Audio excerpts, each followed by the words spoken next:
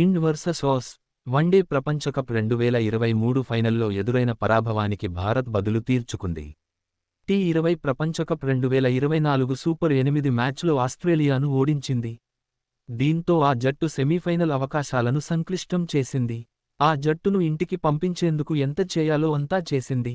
206 పరుగుల భారీ లక్ష్యంతో బరిలోకి దిగిన ఆస్ట్రేలియా ధాటిగా బ్యాటింగ్ చేసింది.